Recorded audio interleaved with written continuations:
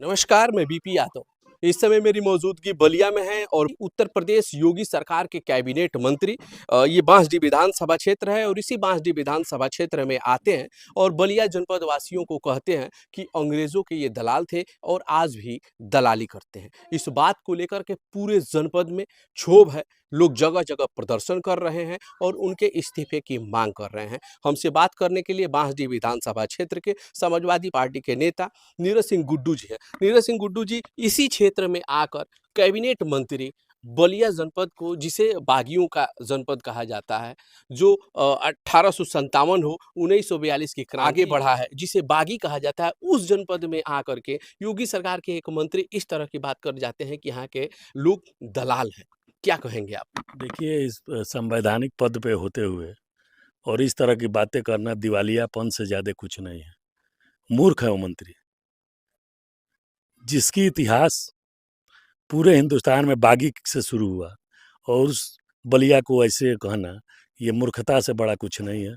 1857 में मंगल पांडे ने अंग्रेजों का दांत खट्टा कर दिया। चित्तू पांडे जी ने कलेक्टर के कुर्सी पे बैठ करके 42 में, 47 में पूरा देश आज़ाद हुआ, अब बलिया 42 में आज़ाद हुआ। इसके बावजूद भी उस मूर्ख को समझ में नहीं आ रहा है।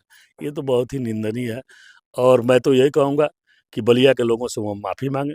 अन्यथा मैं जोगी जी से भी कहूँगा, भाजपा से भी कहूँगा कि उनको बर्खास्त करने का काम करें, क्योंकि पूरे बलिया बलिया अपने क्रांतिकारी तेवर के नाम से जाना जाता है। बलिया और जो व्यक्ति खुद टिकट के नाम पे दलाली करता हो और वो पूरे बलिया को कह के जाए, ये घोर निंदनीय है। जितनी इसकी निंदा की जाए वो कम है। मैं तो ये कहूँगा कि जितना जल्दी हो सके बलिया के लोगों से माफ़ी मांग लें, नहीं तो बलिया के क्रांतिकारी तेवर उनको समझने में बहुत देर नहीं लगेगी। यहाँ बलिया ने पूर्व प्रधानमंत्री चंद्रशेखर जी को दिया, जो युवा तुर्क के नाम से पूरे देश में जाने गए।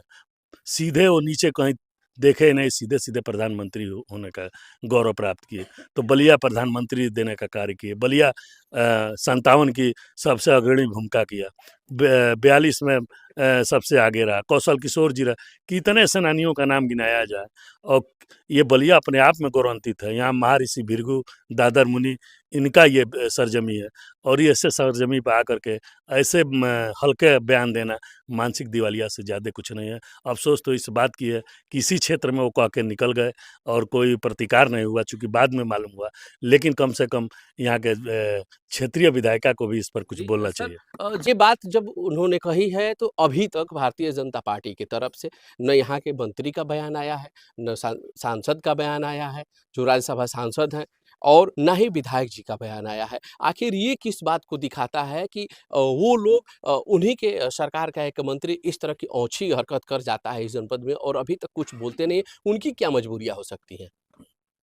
आखिर क्षेत्रीय विधायक चुप क्यों, बस इतना ही मैं कहूँगा। जी। क्षेत्रीय विधायक चुप क्यों?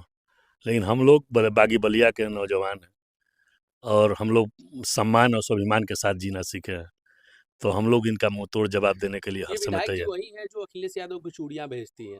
ये विधायक जी वही हैं जो मुलायम सिंह यादव पे कटाक्ष करती हैं और आज जब आन बान शान के जिले की बात आ गई तो क्यों चुप है? तो मैं यही तो कह रहा हूँ कि उनकी क्या आखिर कोई कौन-सी मजबूरियाँ हैं? मजबूरी है, क्यों चुप?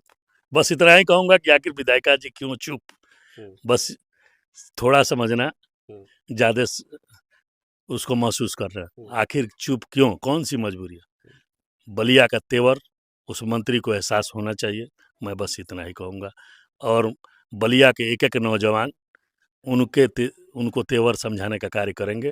अगर वो माफ़ी नहीं माँगे, तो आने वाले दिनों में जब बलिया में घुसेंगे, तो हमारे जैसे और सैकड़ों नौजवान उनका प्रतिकार करने के लिए भी तैयार रहेंगे। एक कल उनसे मीडिया चैनल ने बात किया, कहा कि आपने ऐसी बात कही है, तो उन्होंने फिर दोहरा दिया उस बात को, कहा कि हमने कौन-सी गलत बात कर दी है। देखिए, वो एक क्या वो थेथराई पे उतर आए हैं? थेथराई पे और सस्ते लोकप्रियता के लिए कि ये उन लोगों का पूरे वो है कि विभाजन करो, राज करो, जाति के नाम पे राज करो।